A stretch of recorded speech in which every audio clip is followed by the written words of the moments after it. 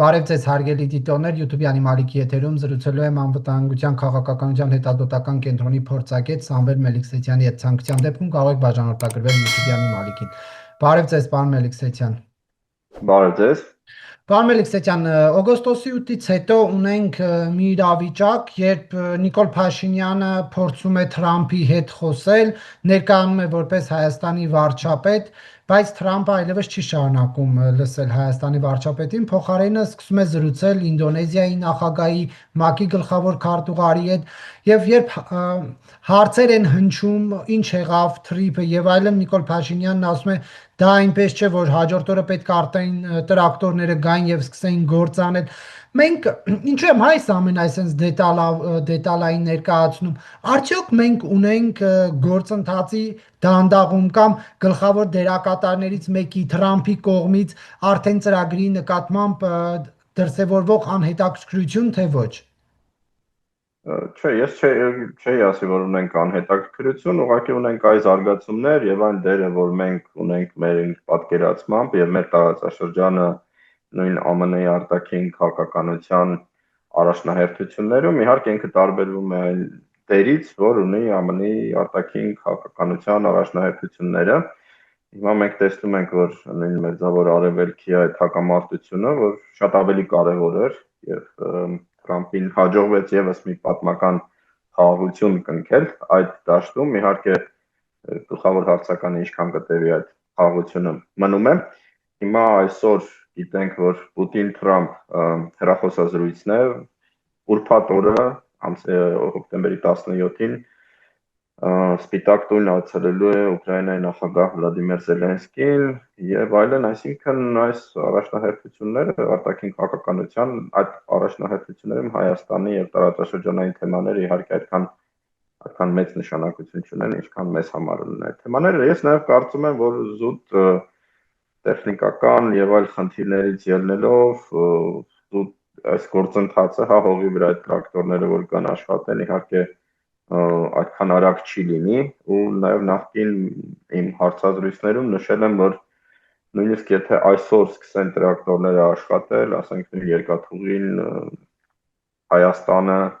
չի կարող սկսել կառուցել, մինչև որ Ադրբեջանը չհասցնի իր երկաթուղագիծը Հայաստանի սահման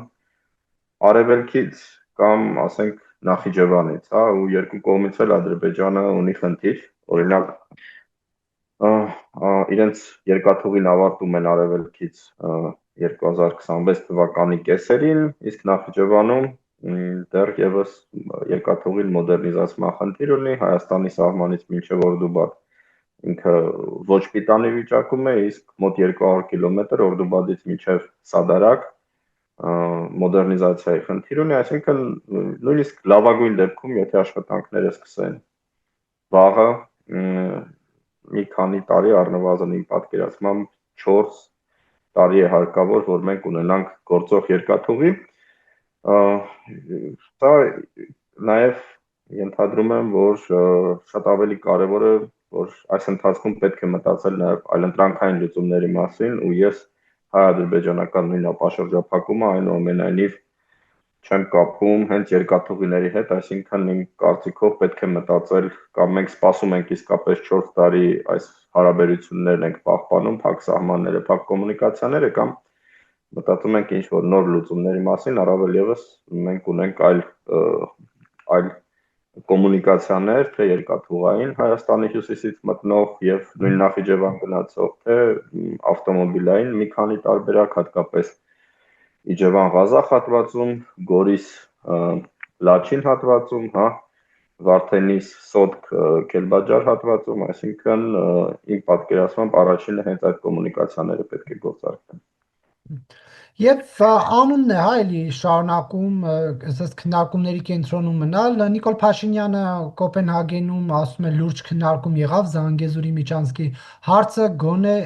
ինձ համար չկա, Նիկոլ Փաշինյանն է ասում, ինչ եղավ ձեզ, որ այլևս Հայաստանի վարչապետը Զանգեզուրի միջանցք արտահայտությունը լսելիս դրանք չի համարում Ադրբեջանի կողմից տարածքային պահանջներ Հայաստանի Հանրապետությանը։ Դե մի քիչ դժվար է այդ բովանդակությանը չտիրապետելով ենթադրություններ անել։ Իմ մեկնաբանությունը հավանաբար այն է, որ երևի Իլհամ Ալիևը ասել է, որ մենք ուղղակի արտասանում ենք այդ բառերը, բայց տարածքային պահանջներ չունենք Հայաստանի նկատմամբ եւ դիտարկում ենք այն սկզբունքները, որ ամրագրված են նույն Վաշինգտոնյան համաձայնության 3-րդ կետում, հա, 3-րդ, 4-րդ կետերում, նաեւ բացի դրանից նաև տարածքային ամբողջականության, սահմանների անխախտելիության, սուվերենության սկզբունքները եւ այլն, այսինքն մենք դրանք ընդունում ենք, ուղղակի ոնց որ տենց հաջողված բառը օգտագործում ենք մեր ներքին լսարանի համար, հա, ես հենց ուզում եմ շատ པարզ ձևով պատկերացնել կամ ենթադրել ինչ է կատարվել, ինչ կարող են զրուցել, բայց նաև ես իմ հիշելով նաև նախկին հարցազրույցի ժամանակ ասել եմ, որ մենք այս տերմինաբանության հետ կապված տարաձայնությունները եւ այլն իմ կարծիքով ունենալու ենք շատ երկար եւ ինքը նաեւ որոշ առումով անխուսափելի է։ Մոտավոր օրինակ երբ սպասենք մենք գործընթացների, հա, հողի վրա աշխատանք երբ կլինի։ Կարծում եմ հողի վրա աշխատանքը, եթե խոսքը հենց այդ երկաթուղու մասին է, ինչպես նշեցի, մինչև Ադրբեջանը չավարտի իր հատվածը երկաթուղու եւ չհասնի ՀՀ սահման, մենք չենք կարող շարունակել շինարարությունը հենց երկաթուղագծի Հայաստանի տարածքով, բայց հողային աշխատանքները կարելի է կատարել հենց հիմա։ Այստեղ հիմնական խոսքը, հիմնական խնդիրը հենց տեխնիկական այդ ծրագիր կազմելն է ու նաև երկաթուղին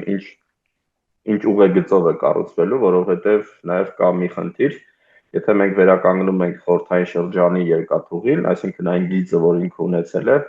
մենք ունենում ենք վատ երկաթուղի, մեզ պետք է նոր երկաթուղի պատկերացման, որ ինքը առավել եւս համապատասխանի այն բարձր հայտարարություններին, որոնք եղել են այդ ճանապարհի շուրջ, հետեւաբար պետք է ավելի մեծ ծավալներով նաև օրինակ թունելների շինարարություն եւ այլ ինժեներական աշխատանքներ, ինքը նաև փոխվելու է նաև այս երկաթուղագծի շինարարության արժեքը, հա, նախկինում մոտ 200-250 միլիոն դոլարի մասին է խոսում, դեռևս 2021-22 թվականներին, կարծում եմ, եթե մենք ուզում ենք նորմալ ավելի ֆունկցիոնալ ճանապարհ, այդ ծախսերը նույնպես մեծ են լինելու։ Առայժմ մենք նաև կարելի է հիշել, որ սեպտեմբերին Երևանում պետ դեպարտամենտի Եվրասիայի եւ Եվրոպայի գծերով բարձրաստիճան պաշտոնյայի այցի ժամանակ հայտարարվեց, որ Հայաստանին 145 միլիոն դոլար տրանշ է տրամադրվելու հենց գործնական քայլերի անցնելու։ Հիմա իհարկե նաև կարևոր է երբ է այդ գումարը տրամադրվելու, երբ կարծում եմ նաև կա փոխկապակցություն այդ հենց ֆինանսավորման եւ նաև նախապատրաստական աշխատանքների սկսելու միջև։ Եվ վերջերս ադրբեջանական կողմը հրապարակեց Զանգեզուրի միջանցքի քարտեզը, ծանոթ եք դուք, այնտեղ հայկական բնակավայրերը ներկայացված էր ադրբեջաներենով։ Այնտեղ շատ հետաքրքիր է, իրականում ռուսեր մի արտահայտություն կա, ասում են «Գարա родила мышь», այսինքն լեռը ծնեց մուկ, ինչ որ sense բարձր հայտարարություններ էր, բայց այդ քարտեզը ինքը այնքան սովորական քարտեզ է, երևի դրանից մի 100 հատ ես կարող եմ գտնել իմ համակարգչի մեջ տարբեր տարիներին ստեղծած, ոչ մի նորություն իհարկե չկա, նաև մի անեկդոտ կար, որ հիմնականում ռասիստական է իհարկե բնույթով, որ ասենք ղազախ գիտնականները բացահայտեցին, ռուսեն այլ ձև է հնչում, ինչ որ դուր բացեցին, հա, կոպիտ ասած այդ բացահայտում։ Այդտեղ ոչ մի բացահայտում չկա, ու նաև տեղանունները հետաքրքիր էր, որ մեկը հայկական արդի տեղանուններն էր, մեկը նախկին տեղանունները, ու քանի որ այդ մարդիկ նաև ծանոթ չեն տեղանքին, օրինակ Այգեձոր տեղանունը, որովհետև մենք ունենք Այգեձոր նաև Բերդի տարածաշրջանում, որի հին անունը եղել է Ղուլալի։ Իրենք խառնել են այդ Այգեձորը Մեղրի տարածաշրջանի գյուղի հետ եւ Ղուլալի անունը, որ եղել է Բերդի տարածաշրջանի, դրել են այդ գյուղի վրա, այսինքն ցույց է տալի, որ քարտեզ կազմողները նաև շատ վատ պատկերացում ունեն այդ տեղանքի մասին, կամ օրինակ Վարդանաձոր գյուղը, որ 19-րդ դարում բնակեցված էր մահմեդականներով, Մեղրի հետաքրքիր է, ասենք մահմեդականներով բնակեցված գյուղ, բայց անունը Վարդանաձոր, էլի սեյլար էին դրել, որ կապ չունի նույնպես այդ գյուղի հետ, ինքը միշտ կոչվել է Վարդանաձոր կամ Վարդանազուր, եւ սա ցույց է տալի, որ ինքը բավականին ցածր որակի, ուղղակի տենց ինչ-որ մի էլի ես կասեի փող լվալու տարբերակ է եւ որոշել են շատ մեծ ինչ-որ գովազդով բացահայտել այնինչ տասնամյակներով բոլորին հայտնի է, հա, ոնց են անցել ճանապարհները այդ հատվածում, երկաթուղին ինչպես է անցել, այնտեղ հետաքրքիր էր, որ նաև նշված էր այսպես կոչված Արազի միջանցքը, այսինքն Իրանի տարածքով անցնող զուգահեռ Հայաստանի տարածքի այդ ճանապարհը, որ նույնպես շատ գրեթե կրկնում է, հա, Հայաստանի տարածքով անցնող ճանապարհի կոնտուրը եւ նույն հեռավորությունն է գրեթե եւ այլն, այստեղ ես ինչ-որ սենսացիոն բան չէի գտնում։ Այսինքն այդ քարտեզին նայելից արդյոք տպավորություն կար, հավակնություններ ունեին Հայաստանի ինքնիշխան տարածքին, թե ոչ։ Դե եթե հավակնությունները սենց ասենք, եթե համեմատում ենք նախկին պատմության հետ, երբ որ Հայաստանի տարածքի բնակավայրերը միայն կարող են նշվել պատմական, այսպես կոչված ադրբեջանական անվանումներով, այստեղ նշված էր նաև հայկական անվանումները եւ արդի անվանումները, նույնիսկ այն գյուղերի, որոնք նախկինում եղել են ադրբեջանաբնակ, օրինակ Նյուվադին, հա։ Հետևաբար ես կարծում եմ սա ինչ որ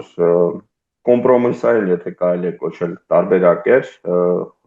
բայց ինչպես նշվեցի, այս քարտեզը անճշտություններ ունի լիքը, նույն Այգեձորի պատմությունն է շատ sense զավեշտալի ինձ համար, որովհետև այդ Այգեձորը լրիվ այդ տարածաշրջանում է խուլալի եղել, ու նաև ոչ մի ինչ-որ բացահայտում չկա այդ քարտեզի մեջ, այսինքն մի քանի տարբեր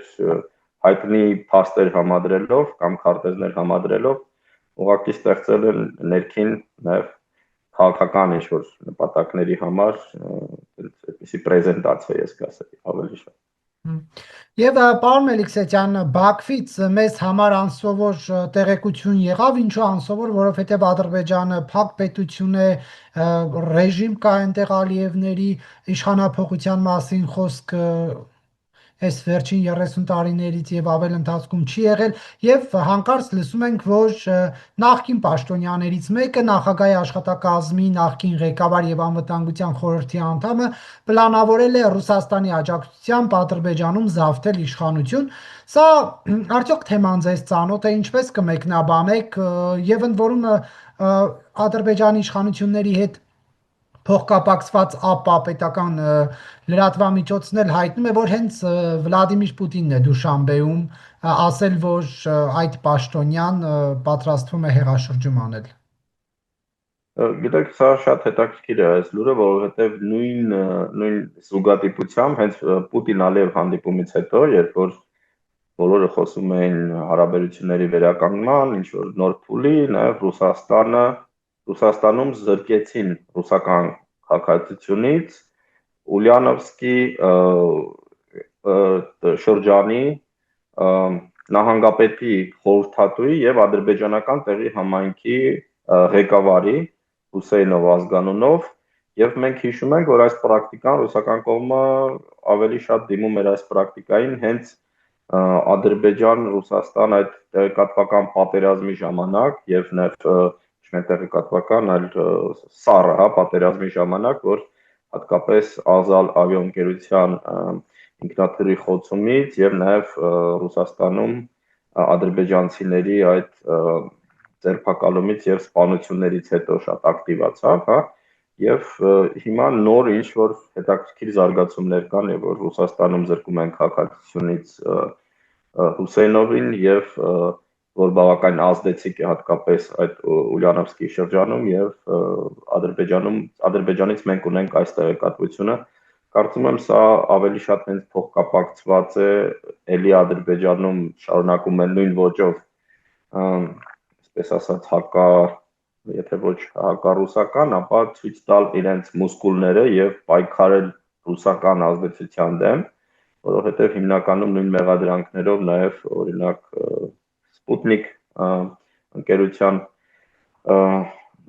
լրագրողներն էին ձերբակալվել եւ ընդհանրապես այդ ռուսական ազդեցության դեմ որոշակի ինֆորմացիոն պարանոյան շատ ակտիվ էր այս շրջանում, այդ պատերազմի շրջանում, հա, Ադրբեջանի եւ Ռուսաստանի միջև ինֆորմացիոն, ու մենք տեսնում ենք Պուտին-Ալիևի հանդիպումից հետո որոշակի տարերի վերականգնում, չգիտեմ ինչքան հեռանկարային է լինելու այս զարգացումները, բայց կարծում եմ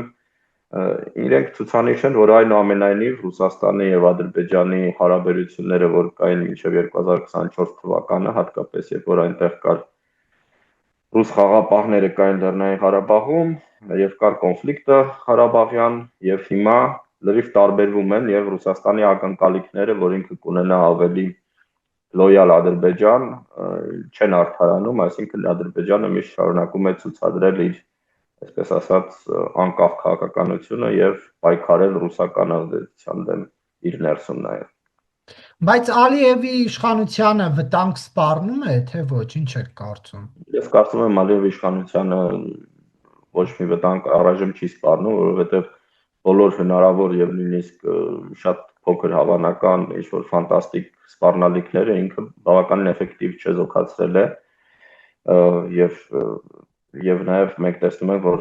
պատերազմում, հա, Ղարաբաղում հաղթանակից հետո Ալիևը ունի բավականին բարձր ռեյտինգ եւ շարունակում է աճել այդ ռեյտինգը, նաեւ Ռուսաստանի հետ այսպիսի կոշտ լեզվով,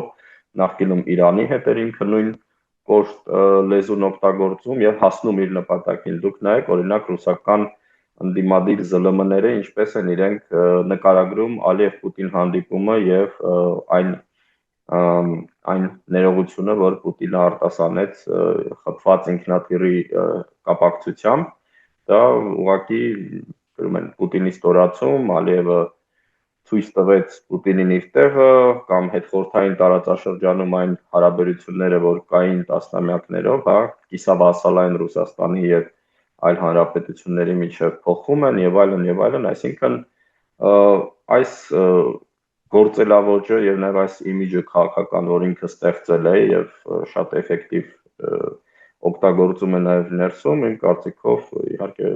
շանսեր չեն թողնում, որ ինքը կարող է ունենալ ինչ-որ լուրջ քաղաքական ընդդիմություն եւ մտավախություններ, որ ինչ-որ մեկը կարող է իրեն իշխանությունից հեռացնել։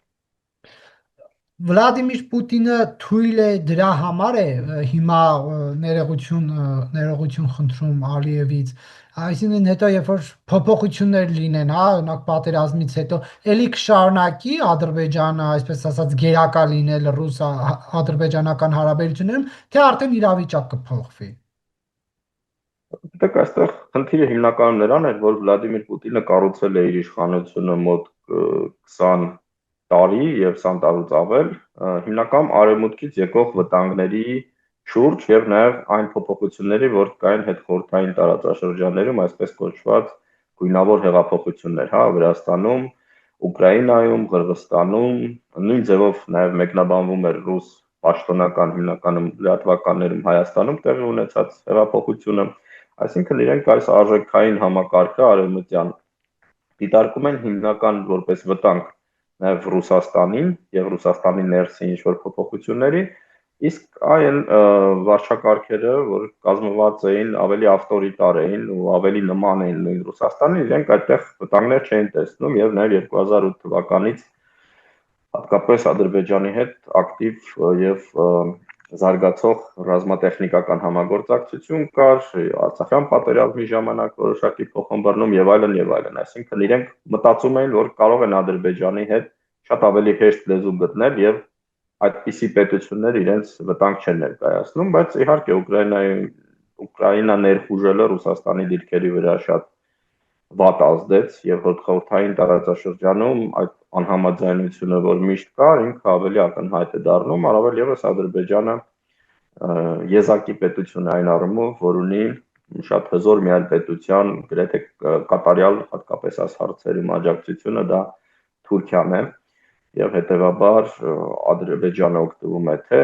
ուկրաինական պատերազմից, թե նրանից, որ Ղարաբաղյան հարցի փակելուց հետո այլևս Ռուսաստանի հետ կապված մտավախությունները այդքան սուրճ են, ինչքան նախկինում էին, եւ թե այն դերերի փոփոխությունից, որ նկատվում է ընդհանրապես հետխորհրդային տարածաշրջանում, հա, մենք տեսնում ենք, որ ավելի համարձակ լեզու Ռուսաստանի նկատմամբ, օրինակ հատկապես Ալիևով հիացած է նաև Կենտրոնական Ասիան։ Կենտրոնական Ասիայի առնվազն հասարակությունը, հավանաբար նաև քաղաքական էլիտաները, որ Ռուսաստանի հետ կարելի է այսպես խոսել եւ այսպես լուծել իրենց հարցերը, ու սա նաև բնական է, որովհետեւ բոլոր հետգաղութային պատմություններում այսպիսի զարգացումներ լինում են եւ պարզ է, որ հետխորհրդային տարածաշրջանում երևի ի բացառություն Հայաստանի եւ Բելարուսի հիմնական թշնամին եւ հիմնական, այսպես ասած, պետությունը, որի հետ կապվել են սպառնալիքները, եղել է միշտ Ռուսաստանը բոլորի համար, բացի Հայաստանից եւ Բելարուսից տարբեր պատճառներով։ Իսկ Հայաստանի հետ կապված փոխվում է մոտեցում, վերաբերմունք, թե ոչ, թե Հայաստանից օրինակ ինչպես Ալիևն է պահանջում իշխանությունների կողմից Հայաստանի չկա նման պարտադրանք, պահանջ Ռուսաստանի ղեկավարին։ Դե կարելի է նկատել, որ Հայաստանի իշխանություններն են հատկապես 2022-23 թվականներից հետո այնուամենայնիվ ավելի համարձակ բառապաշար օգտագործում, եթե ոչ առաջին դեպքերը, ապա երկրորդ, երրորդ բավականին մի լեզու են օգտագործում, որ նախկինում անհնար էր պատկերացնել։ Նման պատկեր երևի կար մեկ էլ 90-91 թվականներին, երբ որ Հայաստանը ֆորմալ առումով դեռ խորհրդային միության մաս էր, եւ 92 թվականից հետո Հայաստանում նման իրավիճակ չի եղել, Եվ կարծում եմ սա նույնպես ցուցանիշ է, որ նույն Ղարաբաղյան կոնֆլիկտի նման հանգուցալուծումից հետո նաև Հայաստանը օբյեկտիվորեն ավելի քիչ մոտիվացիա ունի շարունակել այն լոյալության դրսևորմամբ այն քաղաքականությունը, որ ինքը ուներ նախկինում, Թեև Ռուսաստանը շատ ավելի մեծ ազդեցություն ունի Հայաստանի վրա եւ Հայաստանը ունի այնպիսի դաշնակիցներ, ինչպիսին է Թուրքիան Ադրբեջանի համար։ Պարոն Մելիքսեթյան, եթե դեմ չեք ներքաղաքական թեմաների անդրադառնանք, արդեն երրորդ եպիսկոպոսն է, Բարձրաստիճան հոգևորականն է կալանավորվում, կաթողիկոսի քրոջ որդին է, Արագածոտնի թեմի առաջնորդ, ինչպես եք մեկնաբանում, Մայրաթորից ասում են, որ սա ուղիղ Նիկոլ Փաշինյանի ցուցումներն են հայ առաքելական եկեղեցու դեմ սկսված արշավի շրջանակներում։ Գիտեք, ինձ համար այս գործընթացներում իհարկե կան անհասկանալի պահեր, այնուամենայնիվ ես կարծում եմ, որ իրավական տեսակետից այն պաշտպանության բոլոր միջոցները, որ կան ըստ Հայաստանի օրենսդրության եւ նաեւ դրանից դուրս, այսինքն մարդու իրավունքների եվրոպական դատարան եւ այլն, դժուժած կողմերը պետք է դիմեն այդ միջոցներին եւ ինձ համար նույնպես հետաքրքիր է ինչ զարգացում է լինելու։ Եթե մենք նայում ենք հարցին իրավական տեսակետից, իմ պատկերացումը այսինքն եթե կա մեղադրանք, մի կողմը մեղադրում է, մյուս կողմը փորձում է հերքել այդ մեղադրանքները, ինքը այդ կողմերը, հատկապես մեղադրվող կողմը պետք է ունենա բոլոր միջոցները պաշտպանել իր տեսակետը եւ եթե մենք վստահ չենք, որ հայաստանյան իրավապահ համակարգը եւ արդարադատական համակարգը ունակ է օբյեկտիվ ինչ-որ վերդիկտներ ունենալ այս հարցում, իմ պատկերացումը այն է, որ պետք է շարունակել այս գործընթացը նաև միջազգային ատյաններում եւ հասնել հենց օբյեկտիվ ավելի քննության, եթե իրավական տեսակետը, եթե զուտ քաղաքական եւ եկեղեցու շուրջ ինչ-որ զարգացումների, իհարկե ես քանի որ նաև հավատացյալ չեմ եւ չեմ ասոցացնում ինձ հայ առաքելական եկեղեցու հետ, ես կարծում եմ, որ իհարկե հայ առաքելական եկեղեցին ունի բազմաթիվ խնդիրներ, բայց այդ խնդիրները նաև ես չեմ մտածում, որ ինքը ունակ է իր ուժերով լուծել այդ խնդիրները, բայց իհարկե քաղաքական այս միջամտության ձևերի ինչ է կանգնած լիարժեք, բացի այդ մեղադրանքներից, որ մենք հնչում ենք, կա արդյոք այլ մոտիվացիա, դա ինձ համար հիմնական հարցականն է, այս հարցում։ Այնուամենայնիվ ես կարծում եմ, որ երբ որ կաթողիկոսի քրոջ որդին պատահականորեն բարձրաստիճան հոգևորական է կամ կաթողիկոսի եղբայրը էլի պատահականորեն բարձրաստիճան հոգևորական է, ընդհանրապես այդ բնակավայրը, որտեղ ծնվել է կաթողիկոսը, մի քանի նույնպես բարձրաստիճան հոգևորականներ են տալիս հայոց եկեղեցուն, երբ որ Հայաստանում կա 9 միլիոն բնակչություն եւ դրանց 97%-ը պաշտոնապես կամ գուցե մի փոքր ավելի քիչ հայրաքելական եկեղեցու հետևորդներն են, սա իհարկե կասկածելի է առնվազն Դուք կաթողիկոսի ընտանիքին մեղադրում եք, որ իրենց աշխարհիկ հաճույքներից զրկել են եւ նվիրվել են եկեղեցուն, ճիշտ հասկացա։ Ես չեմ կարծում, որ իրենց աշխարհիկ հաճույքներից զրկել են նվիրելով իրենց եկեղեցուն, սա հիմնական պատճառն է, որ ես այդպիսի կասկածանքներ ունեմ։ Ընդհանրապես մենք նաև այս եկեղեցի պետություն եւ այլ բանավեճերում օրինակ 2000-ականների սկզբի վերջերս հետազոտություն է նայում կրոնական դրսևորումները հարավային Կովկասում, Վրաստանում, Հայաստանում, Ադրբեջանում, այնտեղ հետաքրքիր էր, որ 3 երկրներում էլ բնակչության մեծամասնությունը իրենց կոչում է հավատացյալ, հա, Վրաստանում դա ուղղափառ վրաց եկեղեցու հետևորդներ, կամ հունադավան Հայաստանում հայ առաքելական, Ադրբեջանում մահմեդական սուննի կամ շիա։ Ու նայում ենք քանի տոկոսն է այդ մարդկանց գնում եկեղեցի, շատ քիչ, քանի տոկոսն է պահում, ասենք, սննդային սահմանափակումները, որ կան տարբեր եկեղեցական տոների, նույն պահը, հա, պահքը եւ օրինակ Վրաստանում հավատացյալների 9%-ն էր, Ադրբեջանում մոտ 40%-ը, 40%-ից ավելը, Հայաստանում 3%-ը։ Թեև Հայաստանում ամենաբարձր ցուցանիշն էր մարդկանց, որ ասում են, որ իրենք հայ առաքելական եկեղեցու հետևորդներ են, մոտ 94%, եթե չեմ սխալվում, այսինքն 94%-ից 3%-ն էր հետևում այդ պահանջներին Վրաստանում 9%-ը եւ Ադրբեջանում 40-ից ավելը։ Ու նման հակասությունները ընդհանրապես մեր հասարակությանը նույնպես բնորոշ են եւ ես կարծում եմ, որ այստեղ կա նաեւ եկեղեցու պատասխանատվությունը, հա, որովհետեւ մարդիկ կամ հայ առաքելական լինել ընդհանրապես եկեղեցու կապ չունի, ուղղակի մարդիկ իրենց այդպես իդենտիֆիկացնում են, բայց եթե այդպես է, արդեն այլ հարցեր են առաջանում, հա, այդ դեպքում ասենք այդ կառույցը ինչպեսին Ներկայացնեք ինչ եւ այլն։ տեսեք ինչքան ժամանակ է կաթողիկոսի հետ կապված խոսակցություններ կան, հա, մեղադրեցին կուսակրոնության ուխտը խախտելու մեջ, երեխա կին ունենալու մեջ, կոռուպցիոն ինչ որ թեմաներով խոսակցություններ կան, իր եղբոր, հիմա նաև մենք ենք քննարկում, թե ինչպես է ստացվում, որ Բարձրաստիճան հոգևորականների իր հետ փոխկապակցված անձինք են, ինչու այս շուրջ կես տարում կաթողիկոսը կամ 4-5 ամսվա ընթացքում կաթողիկոսը հոգևոր հոտին, այսպես ասած, ուղերձով չի դիմում, ինչու ուղիղ տեսաուղերձով չի դիմում, այսպես ասած կապի դուրս չի գալիս նրանց է, ճիշտ է, Մայրատորը ամեն արդիվ հայտարարություն տարածում է, բայց դա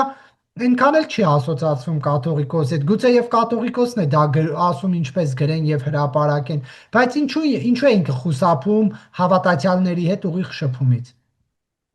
Գիտեք, սա դժվար հարցեր են, քանի որ առաջինը ես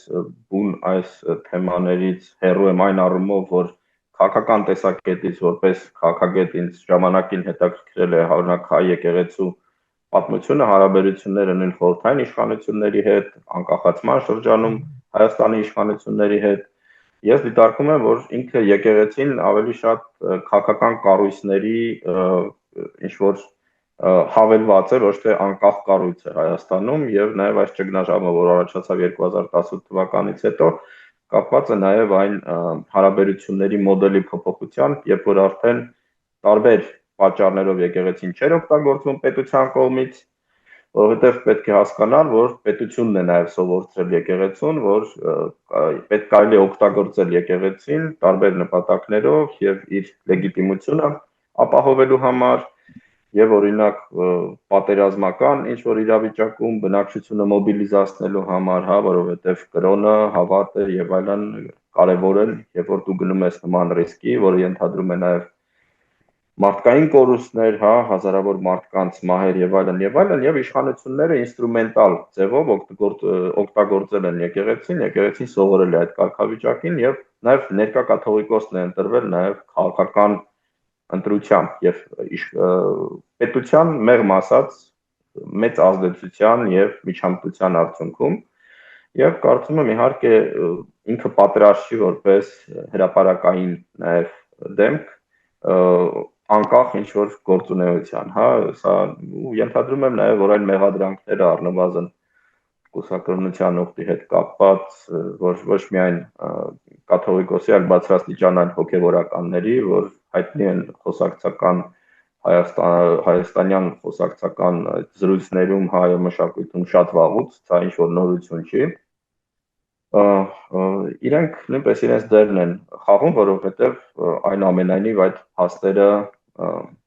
փաստերը կան եւ իր համար գուցե խնդիր է այդ պայմաններում ինչ որ ակտիվ գործունեություն ունենալ, թեև պարզ է, որ այս իրավիճակը չի կարող չդիտարկվել որպես վտանգավոր։ Ու իհարկե այս խնդիրների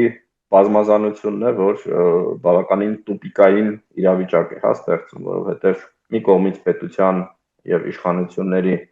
ակտիվ միջամտությունը այս հարցերում ինքը խնդրահարույց է, մյուս կողմից շատ նույնպես խնդրահարույց է այն իրավիճակը, որ մենք ունենք եկեղեցում եւ այստեղ ինչպիսի մոդել ընտրել հարաբերությունների եւ ինչպես է կարելի այս հարցերը լուծել, օրինակ ինձ համար հենց օրինական մեխանիզմներով կամ ինչ-որ ինչ հարաբերություններ կարող է ունենալ պետությունը եւ եկեղեցին, որ այս իրավիճակը հանգուցալուծվի, ես չեմ պատկերացնում։ Այսինքն խնդիրը մնում է կամ ինչ որ եկեղեցու ներսից ինչ որ անհատների ակտիվության, որը կարող են աջակցել իշխանությունները կամ այլ զարգացումների, հա։ Դուք ինչ եք կարծում 26-ի ընտրություններին կաթողիկոսը որևէ կերպ քաղաքական գործընթացներին կմիջամտի, թե ոչ, հատկապես որ Մայրաթոռում մեծ չափսերով Սամվել Կարապետյանի լուսանկարն է փակցրած։ Ես կարծում եմ կշարունակվի այն նույն իրավիճակը, կարելի է ենթադրել, որ հրապարակային ինքը որպես հրապարակային անձ հազիվ թե մտնի պայքարի մեջ, բայց այն, որ ներկա եկեղեցու ներկա հիերարխիան իհարկե փորձելու է իրավիճակ փոխել եւ այն, որ իր եղբոր նաեւ կապերը Սամվել Կարապետյանի հետ Ռուսաստանում, Սամվել Կարապետյանը Ռուսաստանում եկեղեցու նաեւ խոշորագույն պետք է հասկանալ, որ հովանավորներից էր, ֆինանսական հովանավորներից եւ անձնական այդ կապերը որ կան, չեն կարող չազդել նաեւ ներկա իրավիճակի վրա եւ պարզ է, որ կաթողիկոսը դիտարկում է այս իշխանությունները որպես վտանգ իր իշխանության եւ իր գործունեության եւ հետեւաբար իհարկե եկեղեցին նույնիսկ եթե հրապարակային չմտնի պայքարի մեջ, իր բոլոր ռեսուրսները այդ լոյալ առնվազն եկեղեցու լոյալ անձնակազմը այսպես ասած օգտագործելու է ինչ որ քաղաքական ազդեցության արդյունքներ ունենալու վրա։ Եվ ինչ կապ կար, որ նշեցիք Սամվել Կարապետյանի եւ Եզրաս Սրբազանի միջև կապի մասին ասեցիք։ Սամվել Կարապետյանը Ռուսաստանի խոշորագույն հայ բիզնեսմենն է, Եզրասը Ռուսաստանի հայոց, հա, Նոր Նախիջևանի եւ Ռուսաստանի թեմի առաջնորդն է եւ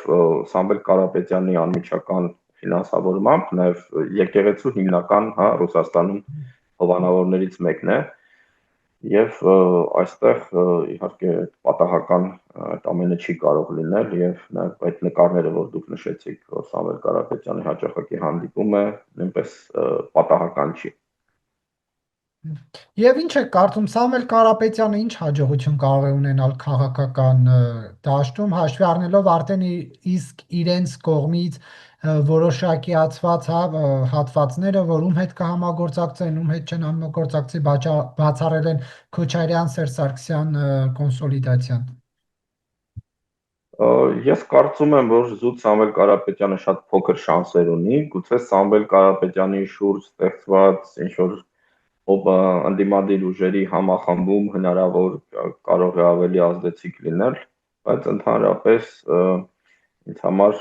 կանխատեսել այդ ներքին զարգացումները դժվար է։ Ես կարծում եմ, որ այնուամենայնիվ այդ շարժումը թեև ինքը շատ ակտիվ է եւ շատ տեսանելի է եւ նաեւ մարզերում է այդ ակտիվությունը զգացվում, օրինակ ինձ եկել էր SMS հաղորդագրություն, որ ես միացել եմ այդ շարժմանը, ես չգիտեմ ես ինչ եմ արել, ոչ մի բան չեմ ուղարկել եւ այլն, բայց իրենք նաեւ մարզերում ակտիվ, հատկապես Լոռու մարզում, որտեղից նաեւ Սամվել Կարապետյանն է ծնունդով, ակտիվ ակցիաներ են անում, բայց ես կարծում եմ, որ այնուամենայնիվ այդ շանսերը բավականին փոքր են։ Ինչ հաղորդագրություն էիք ստացել, այսինքն հեռախոսահամարին, թե ինչ-որ հավելվածով։ Չէ, հեռախոսահամարից եկել էր, որ շնորհակալ ենք, որ միացել եք, հիմա չեմ հիշում տեքստը հստակ, ես Facebook-ում հրատարակել էի, միացել եք մեր շարժմանը, մեր ձևով եւ այլն, ու չգիտեմ ինչպես է դա ստացվել, բայց բավականին զվարճալի էր ու մի քանի օր առաջ նաեւ գյուղերում էր ակցիաներ, այսինքն Հարևան գյուղում եւ Լոռու մարզում, այսինքն այդ ակտիվությունը կա, ինչ որ նոր նաեւ գաղափարախոսություն կա ու օրինակ ռուս լրագրողներից մեկը նկատեց, որ շատ նման է այդ քարոզչությունը քաղաքական, այդ քաղաքական ուժի, նաև այն թեզերի հետ, որ տարածվում էին Ռուսաստանում հատկապես մոտ 10 տարի առաջ, Լոռիում դա արդյունաբերության վերականգնումն է, նոր աշխատատեղերն են եւ այլն, որոնք իհարկե պոպուլիստական բնույթ են, այսինքն այն վերականգնել խորհրդային շրջանի գործարանները իհարկե ու նույն ձևով անհնար է, բայց սա նաև տարածված է Ռուսաստանում ու նաև օրինակ Լոռու մարզի պարագայում կա, քանի որ ինքը ինդուստրիալ Հայաստանի ամենակարևոր շրջաններից մեկն էր, այդ նոստալգիան անցյալի նկատմամբ հատկապես տարեցերնդի մոտ կա եւ սա կարող է ինչ որ մի քիչ ավելի մեծ ընտրազանգված ապահովել կարծում եմ, բայց այնուամենայնիվ Հայաստանի ընդհանուր մասշտաբներում ես մեծ դժվարությամբ եմ պատկերացնում առավել եւս Համվել Կարապետյանի կենսագրությունը ի նկատի ունենալով ինչպես էինք հասնելու հաջողություն։ Շնորհակալություն հարցազրույցի համար։ Ես նույնպես շնորհակալ եմ հրավերի համար։